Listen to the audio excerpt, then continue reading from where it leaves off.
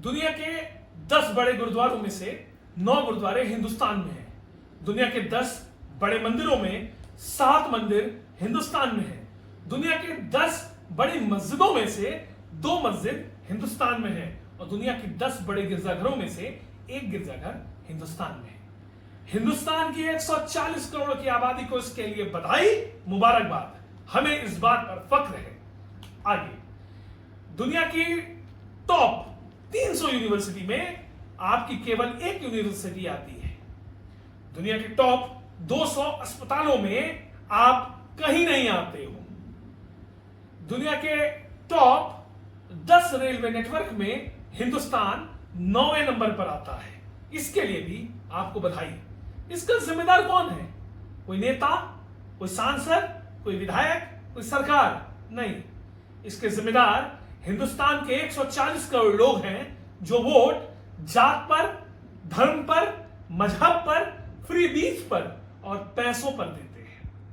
और जब तक आप इन पर वोट देते रहोगे, सरकार आपके लिए विद्यालय नहीं बनाने वाली, सरकार आपके लिए टेक्नोलॉजी नहीं बनाने वाली, सरकार आपके लिए अस्पताल नहीं बनाने वाली। और मजे की बात यह है, अकेले यूएसए और यूके, इन 2 मुल्कों को अगर मिला ले तो दुनिया की टॉप 300 यूनिवर्सिटी में 100 यूनिवर्सिटी इन्हीं दोनों की है और उसमें से 40% टीचर्स हिंदुस्तान के हैं।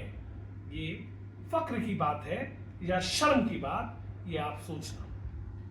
मैं जामवंत हूं, देश के हनुमानों को जगाने की कोशिश कर रहा हूं, नौजवानों से कह रहा हूं कि आप सक्रिय राजनीति का हिस्सा बनो।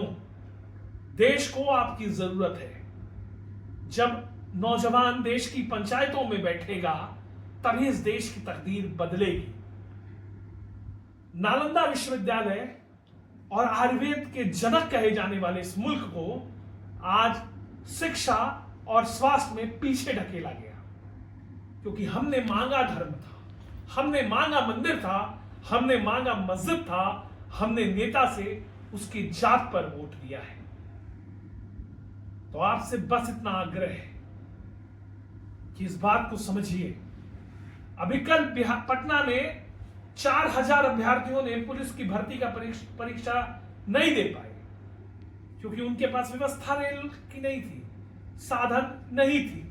और खैर, उनको विरोध करना भी नहीं चाहिए, क्योंकि चुनाव से पहले 10,000 रुपए मिला था, यानी प्रतिदिन 5 रुपए 40 पैसा आपको सरकार ने दिया था। तो उस 5 रुपए 40 पैसे का लॉलीपॉप लेकर अपने भविष्य के साथ खिलवाड़ करते रहिए, या साथ आइए, मिलकर, लड़कर हिंदुस्तान की तकदीर, हिंदुस्तान का भविष्य बदलेंगे।